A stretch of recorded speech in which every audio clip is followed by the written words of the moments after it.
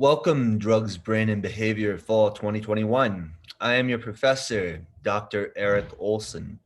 I have studied this topic for a long time from many different perspectives. I did my undergraduate research and PhD dissertation on cocaine, which is why I made it through that phase very quickly. Joke, of course. But yeah, I studied how various histories of cocaine self-administration, alter the brain and behavior.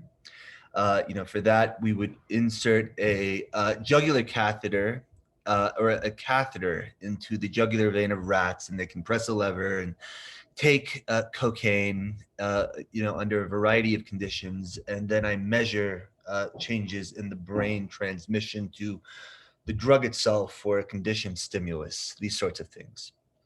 But in addition to cocaine, I went on to my postdoctoral fellowship at the University of Maryland School of Medicine, did my PhD at Wake Forest School of Medicine. But in Maryland, I primarily studied cannabinoids, those that occur in your brain naturally, the endogenous ones that are always there, and the exogenous ones, in a variety of forms of exogenous cannabinoids as well. In addition, I've studied heroin, amphetamine, alcohol, uh, even some psychiatric drugs. I have a vast experience in doing research in this area. It's also something I'm very passionate about. I think this class hopefully will be a lot of fun. So let's just jump into the syllabus here. So this is, of course, an asynchronous online class. The best way to contact me is through our virtual office in Canvas. This is basically a discussion room that I monitor 24/7. And I, really hope to plan to get back to you within 24 hours there. However, you can also contact me by email. The phone number listed here has been disabled since, most of us are still working remotely and landlines on campus cost money. This is, of course, an asynchronous format. Here's the textbook information. I suggest you look at the modules first. Regarding the textbook, the pharmacokinetics and pharmacodynamics is really what I, think that you should definitely read the chapter on. That chapter is in our course shell if you lack access to the book yet. And after the pharmacokinetics and pharmacodynamics, I don't use the book much at all. I mean, I pretty much teach from my knowledge. So I view the book as being supplemental. So how to do well in this class is to view my lectures, take notes on them, and then go back and look at the learning objectives associated with that particular lecture, and then try to teach those learning objectives out loud. If you can explain or teach those learning objectives out loud, that will help consolidate the information, and you should be able to do very well on the open note quizzes. These are going to be tight in terms of timing. It's a very common complaint. However, do note that they are open note and open internet. Anybody could always look up the answer with enough time. So the idea here is to be efficient and prepare good notes that you can access quickly. And again, 99% of the time I am quizzing you on material from the actual lectures. I never go looking in the book for additional information. You also see this grand deal down here, especially if you complete your FCQs. I do some dropping throughout the year and again at the end. One way that I encourage you to look at this is, to potentially think of this as mental health days. There are times during the semester where, you are going to be stressed out with that OChem or organic chemistry exam, or some health issues arose, or a family issue arose, a personal issue. These things happen. And I think, think of this as sort of like cushion. Like when keep in mind that you will probably have a bad week and won't be able to do or prepare for the quiz sufficiently. So this can also be taken as a way to sort of just deal with life as it comes at you. Alternatively, of course, you can take every quiz and I will take the highest several.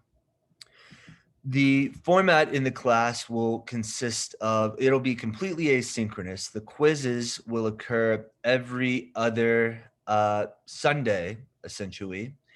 And in addition, you will have a variety of discussion posts that you are required to participate in.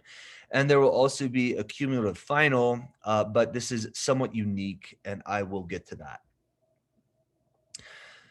So, the quizzes are really every week in this class, or every other week in my behavioral neuroscience class.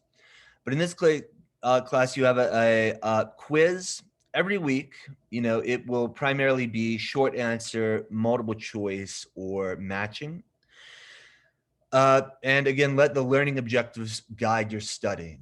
The questions are not coming out of the textbook in some weird hidden corner. They're going to be based on the lectures and the learning objectives. The final exam, for this, and I will explain this further in a separate individual discussion post just devoted to the final later. But here, I'm going to give you a list of essay questions for every module. And there are 8 modules, or, for every, I'm sorry, for at the very beginning of the year, it's already there in the modules. You have all of the short answer questions that I might ask you on the final exam. I am not going to use any questions that are not already on this list. So you already have the questions to the final exam. What I want you to do is throughout the course of the year, answer these questions as we go through the material. Some of them might even occur on the quizzes, and then, expand on your answers as you go. For a perfect grade, you must include all relevant material from the class and exceed what I taught you. If you just give me back a perfect summary of what I told you in class, that's good B+ work. However, if you really want an A on that final, and you might not need an A on the final, but if you really need an A on that final, what I want is you to think a little bit and do some additional research if possible and relevant. So if I'm asking you to describe what you'll come to know as the Swedish Army study, maybe you can go first, maybe you have additional thoughts on this. Maybe you reflected on it and you have additional interpretations to share. Maybe you go and look up some follow-up studies and use that information to guide and expand on what I taught you. In a lot of ways, I think the idea here of the final exam and the class in general is that, you should learn to teach yourself. What you teach, when you can learn to teach yourself or learn how to educate yourself, that is really what's going to survive in 5 years, whereas by contrast, you will forget every little, fact I have you memorize. So that'll be the final exam. In addition, you will have group discussion posts. And here we are going to use Flipgrid videos. For those, it is very important that you access Flipgrid through Canvas, through the Canvas shell, rather than, Flipgrid itself. Otherwise, I cannot see your posts, which makes it very difficult to give you credit for them. So please access Flipgrid through Canvas. Here, this is a way to help you sort of feel a sense of community, even though we're asynchronously online, which I love. It adds tremendous flexibility for life. And I think still allows us to provide a high quality educational product. However, what I think you lose out on most is that peer-to-peer discussion. And that is what we're trying to create here. You will have to go in and create your own Flipgrid comment and then create responses to several of your peers to obtain full credit for that discussion post. The discussion topics will be a variety of things like, does cannabis cause mental illness? Does cannabis prevent mental illness? Should psychedelics be used in psychiatric medicine? These sorts of things will be some of the topics, and I will, of course, send out journal articles to read to base your discussions on. Of course, I always encourage you to bring in external material, additional resources. Science in general is certainly not all about hard facts. If anything, I think this COVID crisis has shown you a little bit about how, or the public, how science is done sort of behind the scenes. It is clearly just so obvious from one experiment. Science is about replication, and many studies being performed, and then sort of being skeptical and sort of coming to the least false conclusion. So, I completely encourage you to bring in external material, even if it contradicts what you're reading or me. And, I welcome it. I love controversial discussion. And I think that's a very important part of college, is to sort of get out of your comfort zone a little bit and, consider some of these controversial topics from multiple perspectives. And I will also try to chime in every now and then and give a sort of a, controversial, dissenting opinion here regarding the discussions. Oh, and here are the actual discussion topics and the journal articles. Are psychedelic medicines, are men or women more susceptible to addiction? Should psychedelics be used for psychiatric medicine? Is sugar more addictive than cocaine? So, that is essentially the class. Down here, I also created this calendar for you so you can see when things are due. Generally speaking, these are going to be due on the Sunday of the final Sunday of the week.